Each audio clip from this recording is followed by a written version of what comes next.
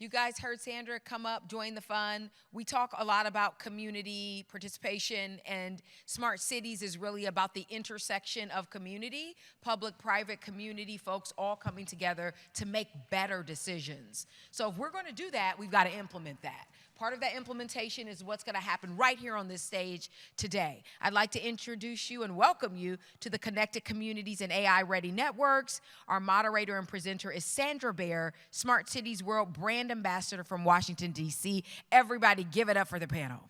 Come on.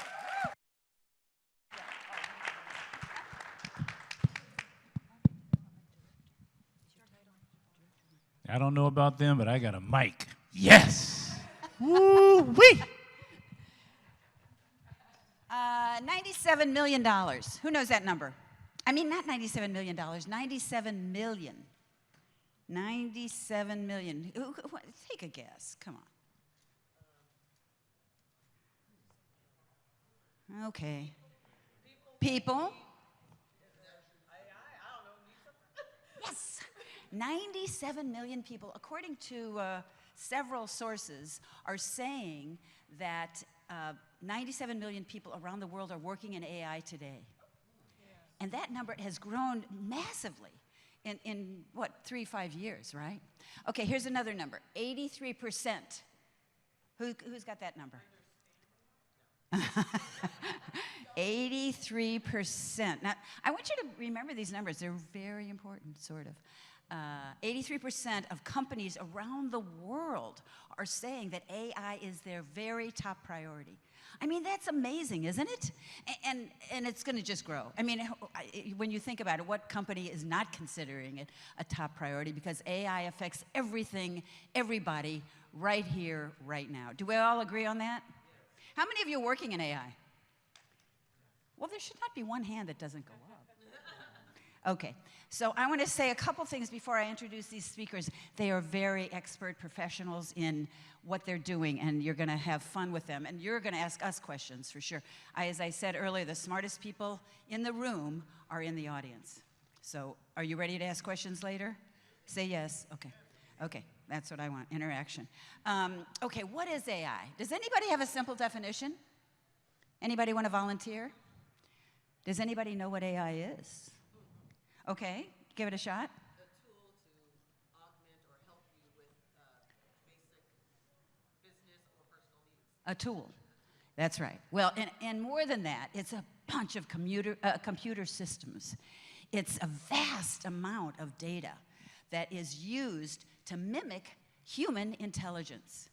And that enables it to do all kinds of things, reasoning, decision-making, problem-solving. I mean, AI is changing our lives, is it not? Is it already changed your life? Please raise your hands. Yes. It is changing our lives, and I think it's also affecting how we communicate with each other, how we connect with each other, which is sort of the topic of this session. So, who knows the benefits of AI? Are there any? Anybody know? Put your hand up, little lady. Yeah. Anybody want to give a shot? What's the benefit of AI? Give me one. Just shout it out. Say? Actionable intelligence. Oh my God, that's my favorite word, actionable. Okay, what about speed? Speed of processing data, speed of making things faster, more efficient.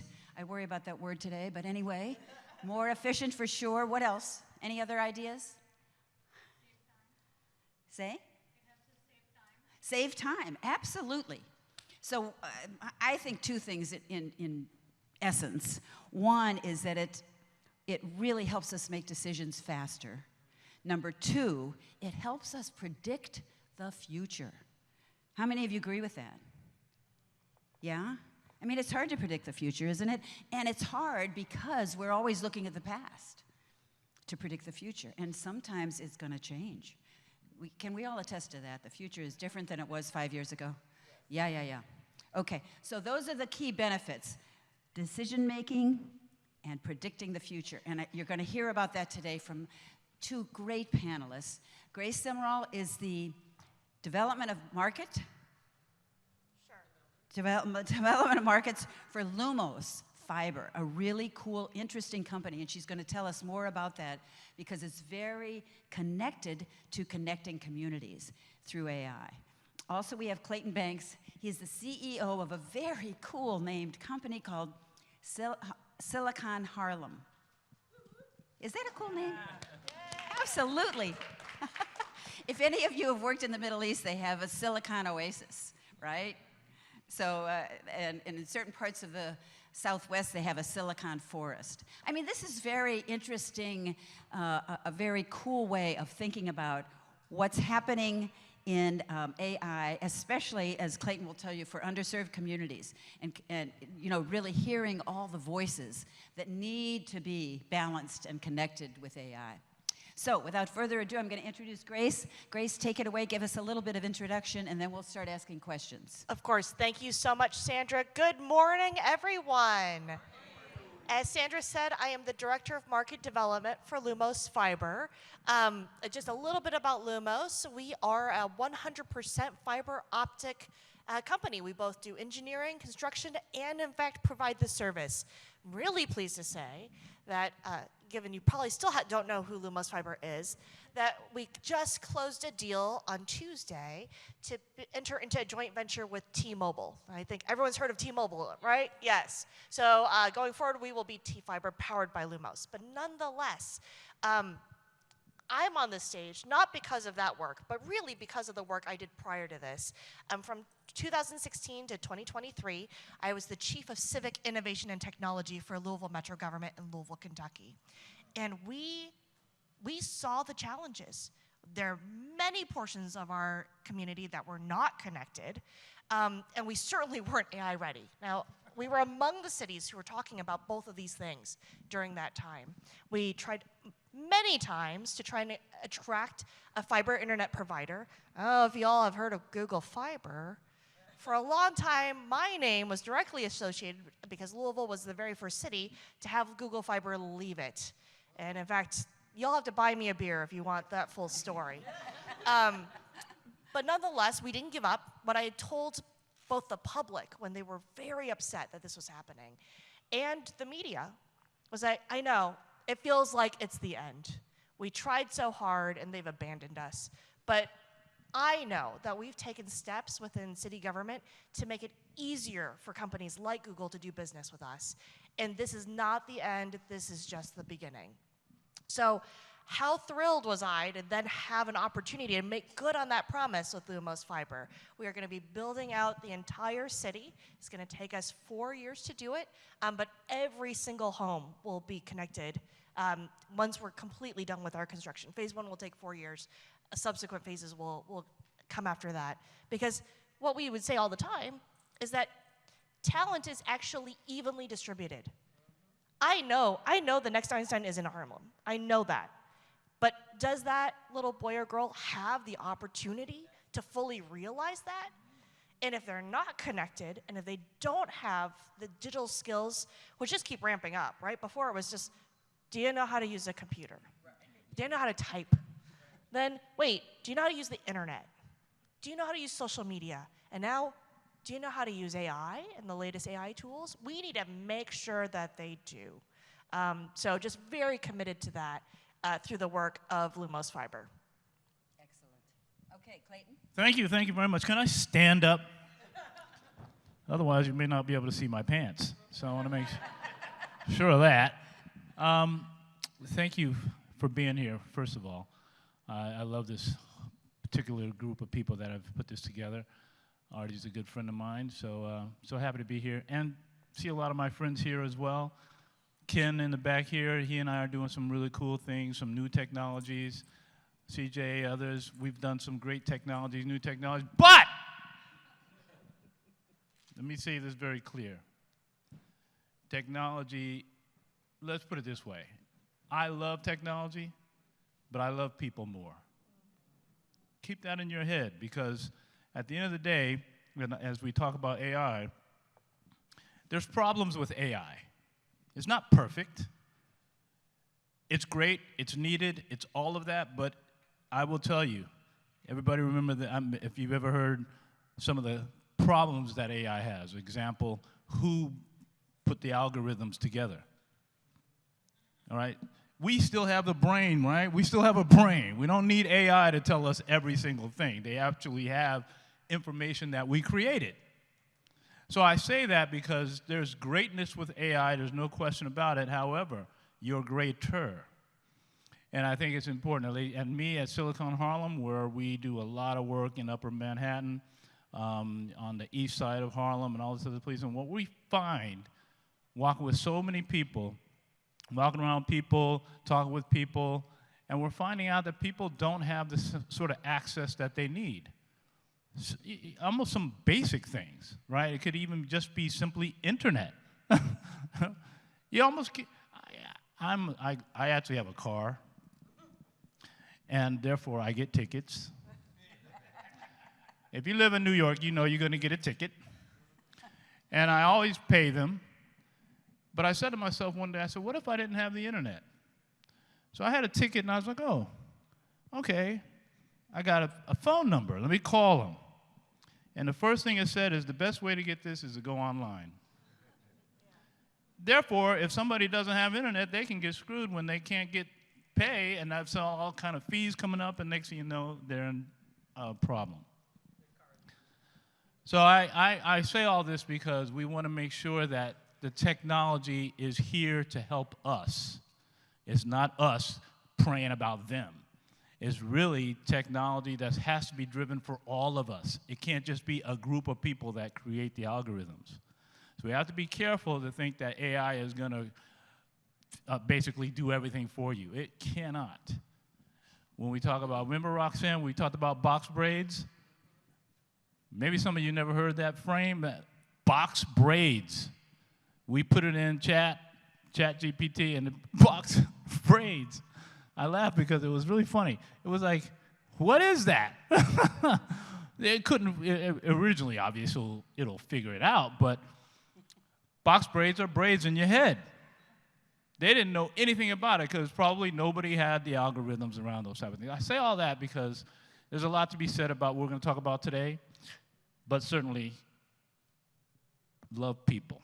That's the most important thing we could do. And the last thing for me is the one word that I'm going to be used a lot today, and for the rest of my life maybe, is the word infrastructure. Bye-bye. Okay, great. That's a hanger. Clayton promised that he would not be the normal panelist, and he's already proved it. I love that. It's perfect. Who's the guy that said actionable insights, part of the benefit of AI? Okay, action is my favorite word, and that's what we're going to hear now. We're going to hear some ideas, some case studies.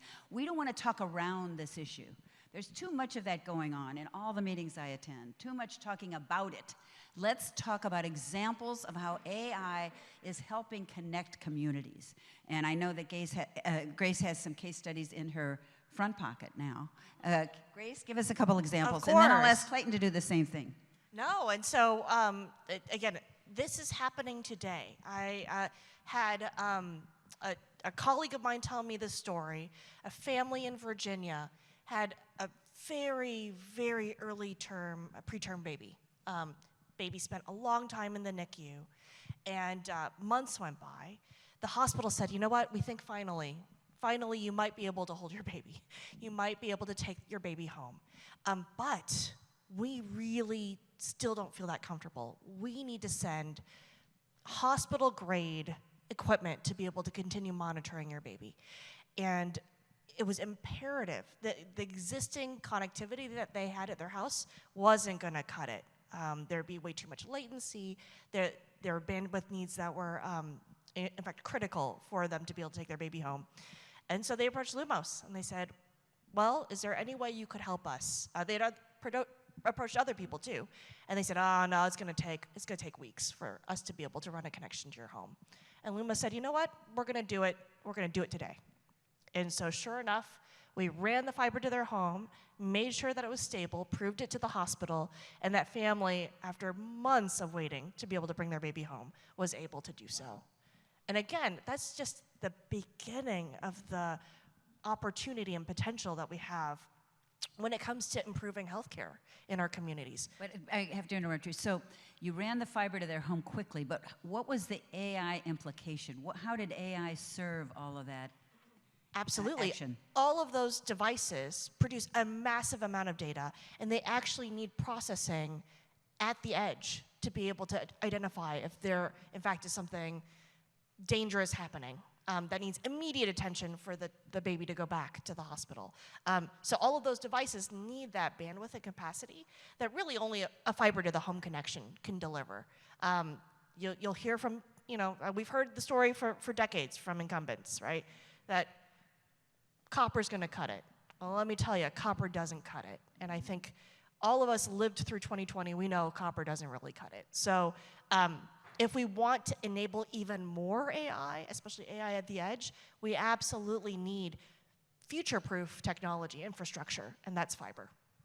Perfect example. Perfect example. Clayton, give us an example, a case study of how your work is connecting AI to a community.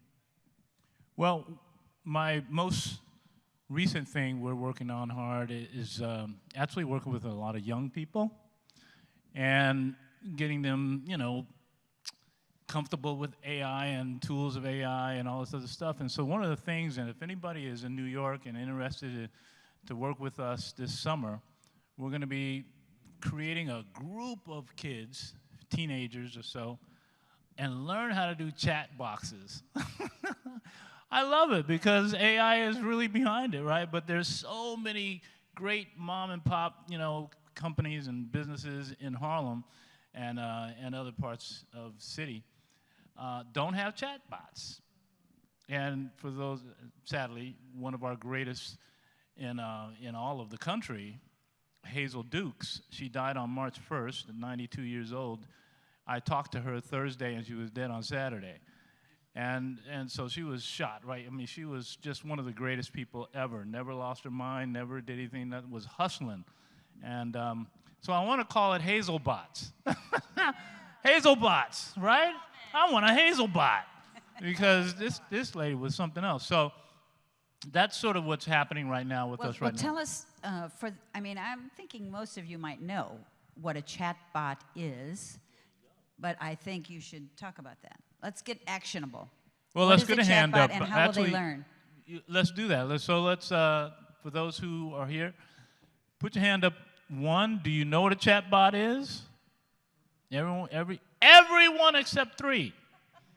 And does anyone create chat bots for yourself or for someone? Yes, that's what I'm talking about. See, nobody. I like that because I'm going to make that happen. That's going to be the 2025, 2026 thing. We're going to make sure Hazelbots. Yeah. And what's really cool about it is it's connected to AI powered, right? It's AI powered information.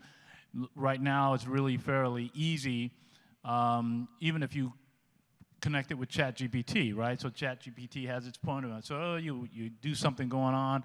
I want to ask a question. ChatGPT works, and all of a sudden that owner has something that they can say. So, for example, if they see somebody that's always coming to the store about a certain thing, through the chatbot or Hazelbot, I got to get used to that. That helps that business tremendously. I mean, it's really a great opportunity. So if you haven't used the chatbots, and you have, I can guarantee you have, one way or the other. You may not have realized it, but some of them will say, you need a question, you have a problem, what do you want to ask me, and blah, blah, blah. That's all chatbot.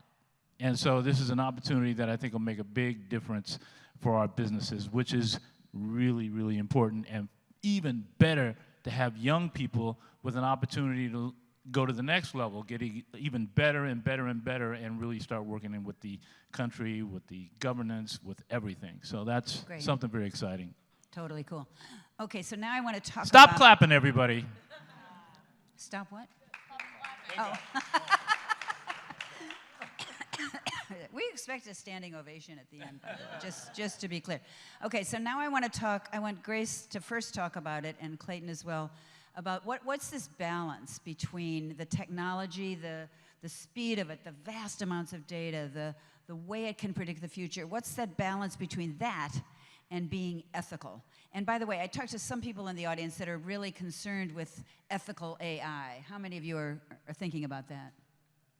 Yeah, well, every hand should go up. But anyway, Grace, you want to talk about that? Of course, because as we've discovered, right, every single technology that humankind has ever created can also be weaponized, right? They're not just benefits. We have to be very mindful and intentional around how technology can be abused. So when we talk about ethical AI, I mean, there's so many implications. Where is the data sourced? Was the creators of those data properly compensated? What sort of biases have been baked into the algorithms? Because, like, again, everything we've ever created, it is in the image of the creator. And so often our existing processes already have bias. And so we're just placing it into an AI system, well, we're just going to continue perpetuating those biases. It's incredibly important that communities be part of this conversation now. I think in fact, back in 2019, I was among one of the first cities to talk about this. Everyone said to me, oh, Grace, that's 30 years out. You don't want to know how many smart people told me, that's 30 years out. And I'm like, you're thinking maybe about general artificial intelligence, which is in fact AI that could replace us. Let's face it, ChatGPT and these large language models aren't that smart. In fact, they're not smart at all. And yet, look at how much they've been able to advance what we can do on the positive side. But on the negative side, without us having these conversations and demanding that there is ethical consideration and accountability, they absolutely are going to be abused. Yeah. Clayton? Well, I agree with everything that's been said. If you don't mind, I'm going to make a little bit of a curve. That's who I am. What that means is I found wireless, or I should say, let's say cars. Let's talk about cars, right? And we become like no one driving the car. So we are relying on AI for that car to work. Now, remember, I've been at this for a long time. So I've been on AI at least 15 years ago. All right? It wasn't the way we talk about it now, but back in those days, we were starting a lot of stuff like that. And when we did let's try it out. And we had a car out in Arizona, and we were letting it go by itself. And when black people walked across the street to even try to hit them, it did not realize that somebody was a person. And I just thought that was funny. We had to, obviously, we figured it out. But the problem is that, there's so much, to your point, that there's a lot more to AI. We have to have a reality that there's so much more people, more voices, more thinking to make sure. AI has been around for a long, long time. I've been around AI for a long time. I'm always cracked up. So to your point, what Sandra was talking about a little bit, which is there's always the next thing. What's happening?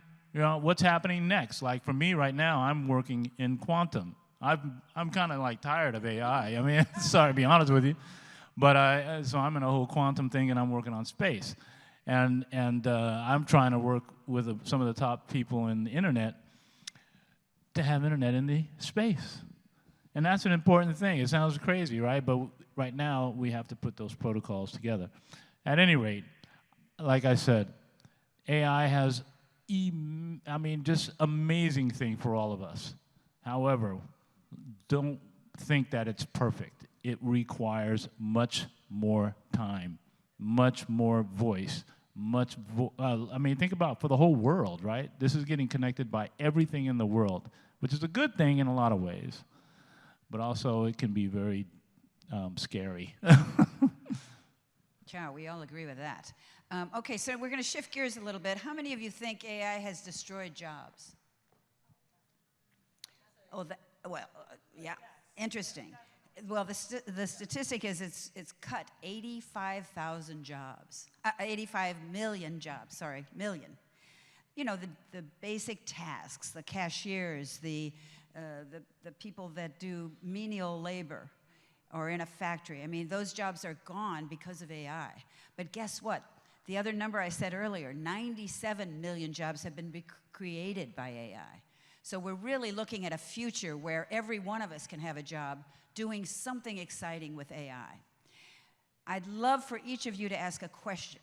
Do you have some questions for Grace or Clayton about where the future is going, what your role will be? I see a question back there. Do we have other mics, by the way? Oh, good. Do we have other mics? Well, either yell your question or we're going to get you a mic. But go ahead. Ask away. So I'm just wondering, like, the sustainability component of AI, because we know that, like, using ChatGPT and, like, just doing a basic search, it uses more resources, it does more impact and harm on the environment than it does good. So it's interesting that we say, like, oh. Are you good? I do stand-up comedy, so this is great. So we know that like AI does more harm than good for the environment in some ways. So it's ironic to me that we say, oh, we're improving sustainability, we're improving communities with this thing, but simultaneously we're burning the equivalent of like 10 trees just to do one thing in town. So I would just love to know your thoughts on how do we address that issue and when do we get to the tipping point of, oh, AI is actually working in our favor instead of simultaneously. Instead of against us. Yeah.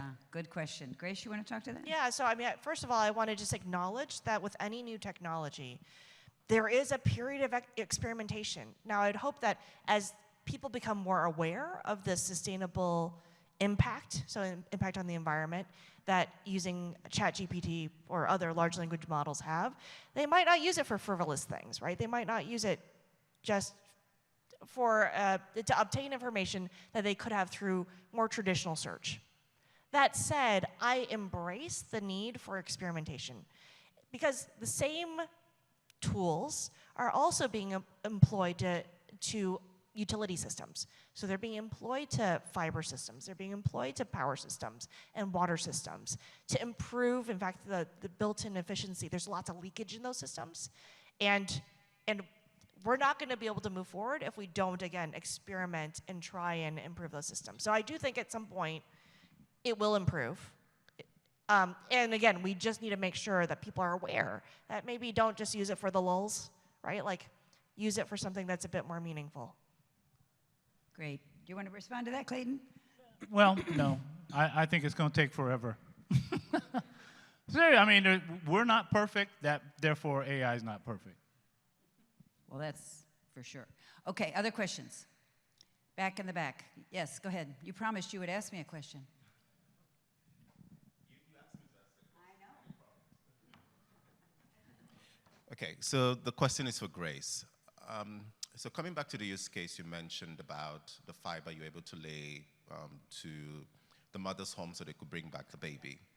Now, the AI that sat on top of the fiber or AI, other applications to monitor the baby at the edge, were there any restrictions from a HIPAA perspective that could send that data back to the doctors or the nurses who are monitoring the baby, A, and then B, in terms of intervention, did you see any improvement in intervention for the baby compared to if that baby was in the hospital?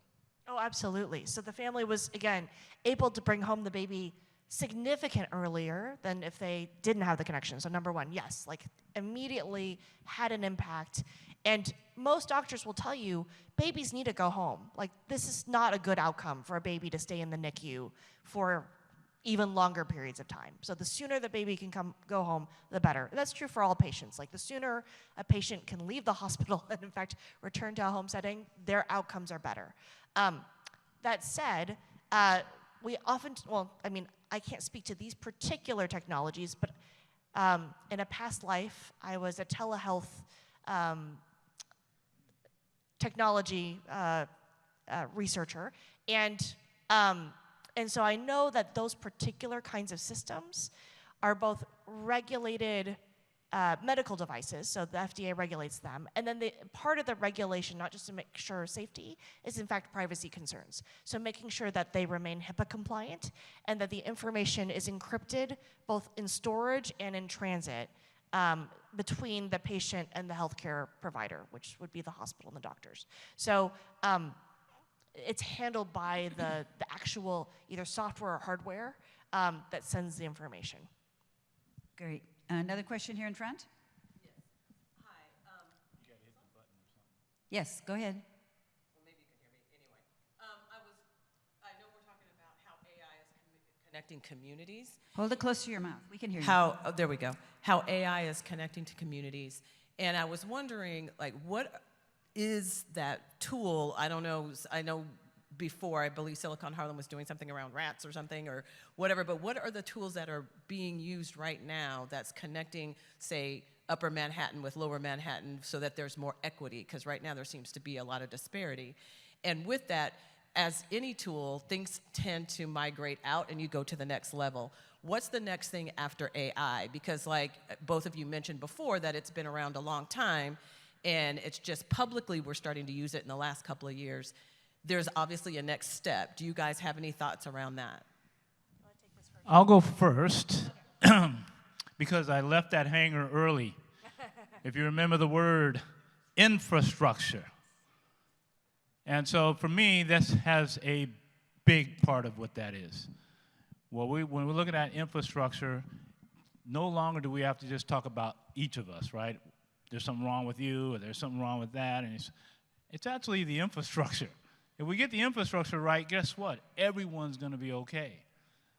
No matter whether you're rich or poor or whatever it is, if you give out the infrastructure to be for people, it will help everything. And so AI will have probably a little bit of part of that, a big part of it in a lot of ways.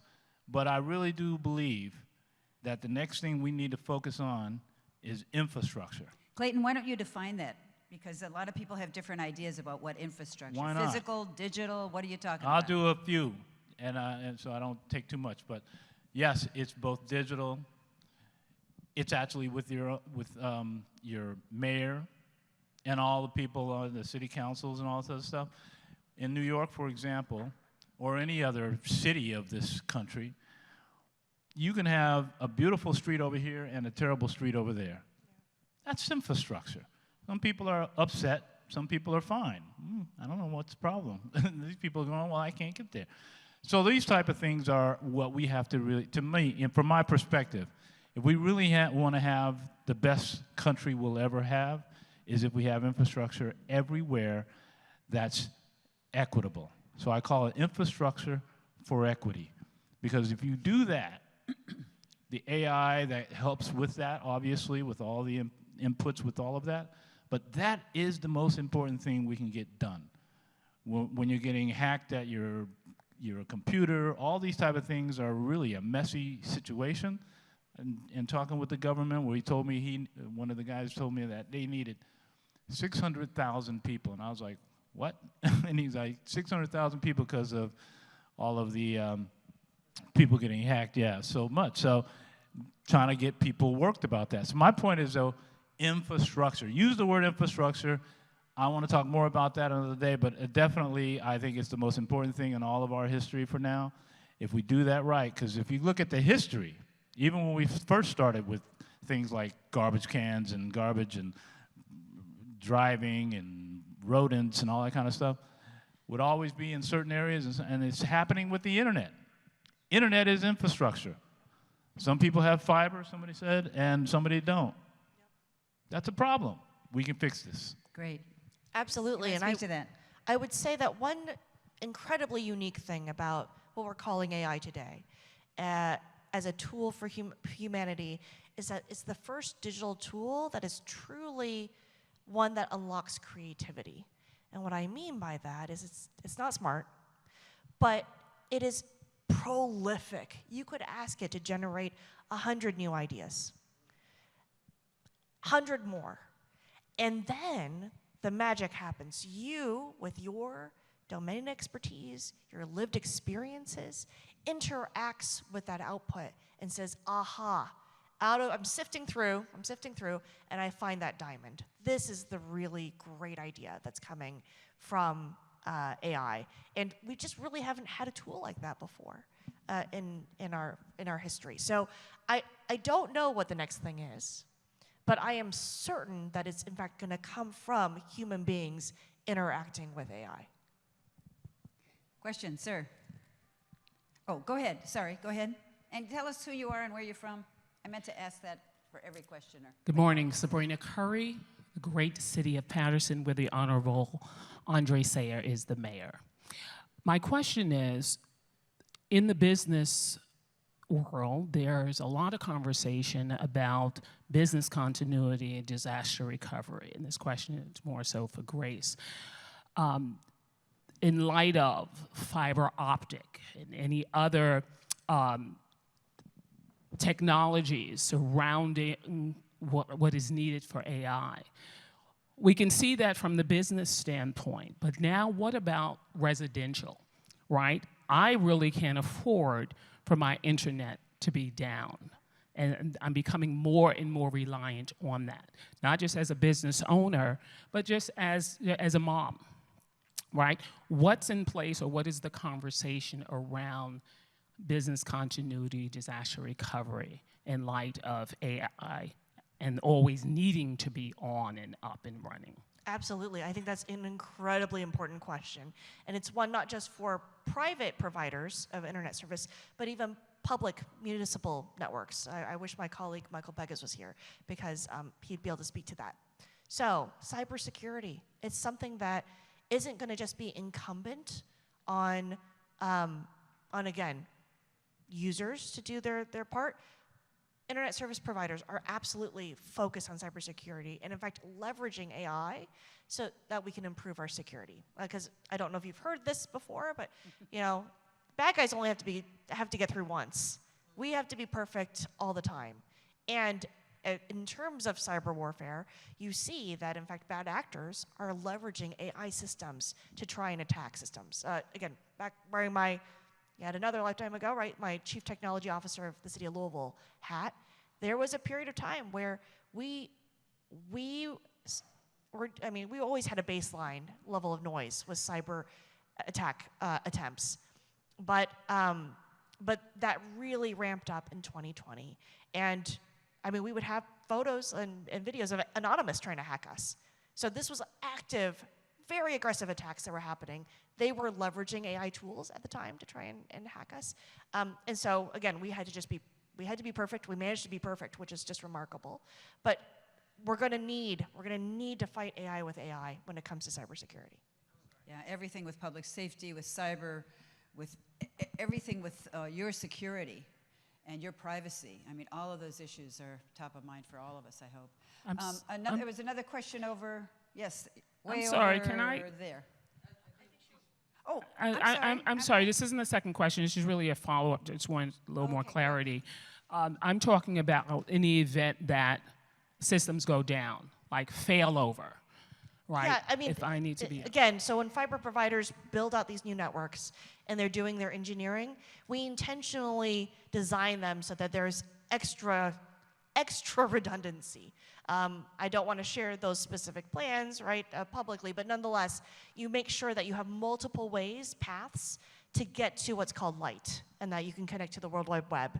Multiple points within the ring, so that if part of the ring fails, it can fail over to another section of the ring. But that's just the nitty-gritty engineering aspect of how you design a robust fiber network. And I have a real way to get that done. Get in touch with me. We have a great way of Li-Fi and things of that nature, some really cool stuff. Great.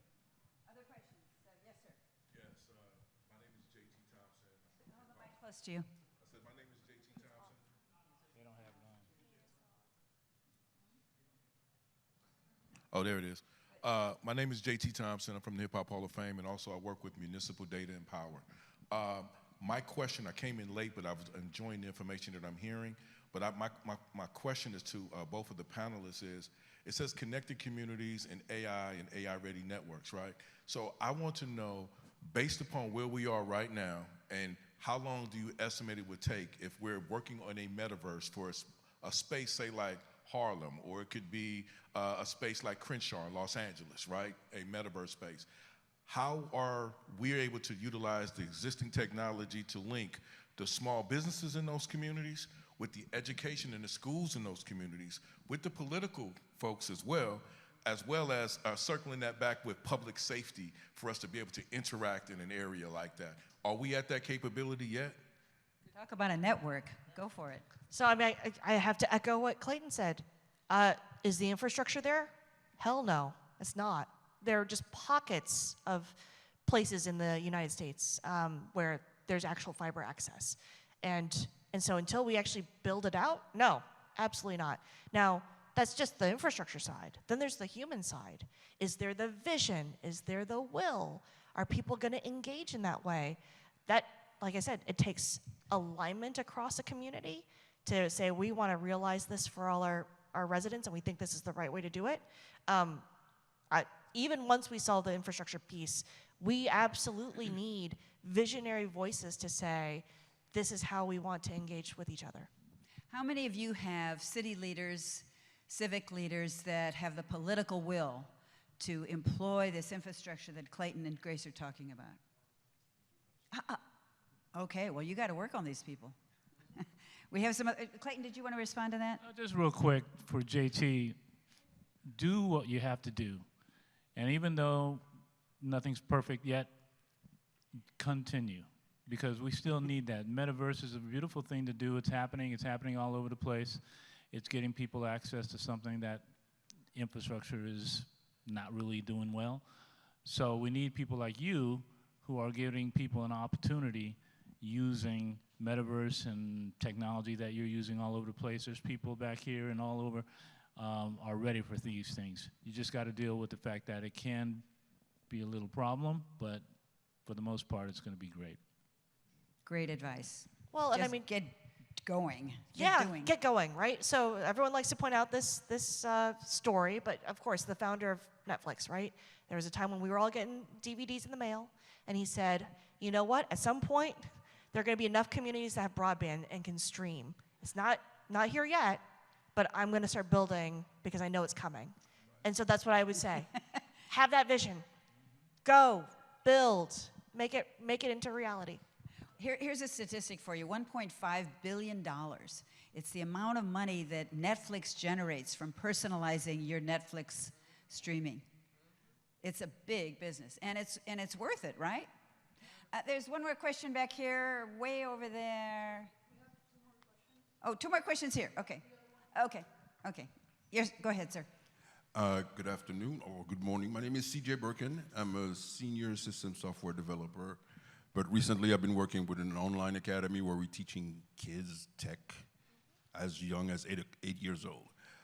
What I wanted to ask is, I've sat here, we talked about ChatGPT, you gave an example about fiber optics, but the title of this lecture is Connected Communities and AI-Ready Networks. I'm sitting here trying to wrap my head around what is that exactly? Do you have any definitions, what does it look like? Are there anything that exists that are in place or anything like that? I mean, I think we're building it. That's the thing that's so exciting, is that right now we have potential and opportunity, and we haven't really had this much attention or focus on the necessity of having connected communities.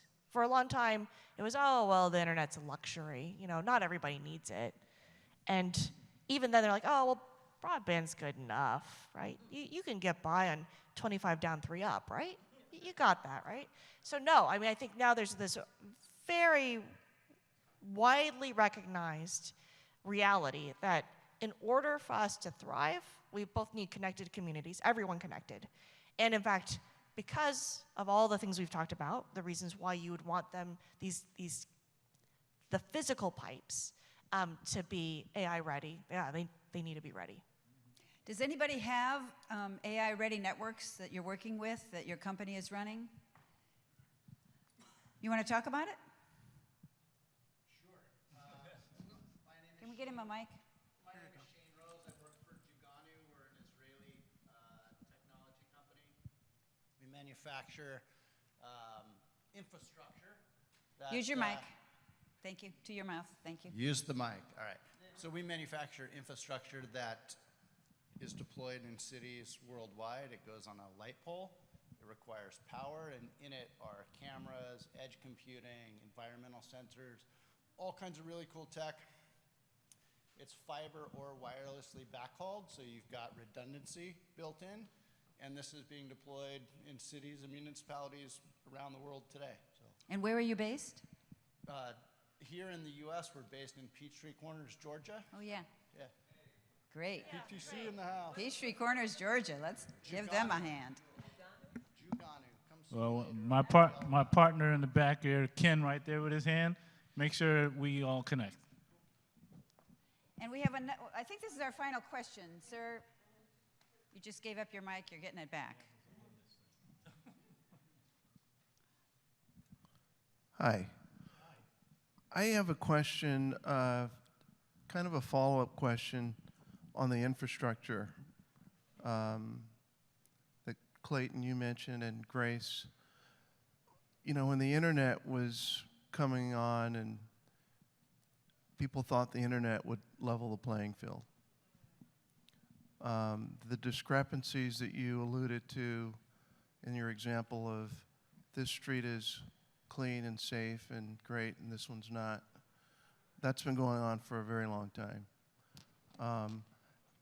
How do people use artificial intelligence, assuming that those discrepancies may even be magnified, to create their own agency, to bypass some of the biases and other dynamics that have eluded people for a long time? Have you thought about that aspect of artificial intelligence and how people can empower to alleviate some of those things themselves? Clayton, you want to give it a shot? Well, first of all, I love your voice. So you're a very cool dude. And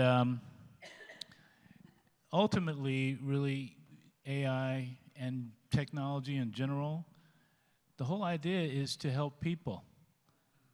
Really, if you think about it, these things are supposed to be supporting what we're doing.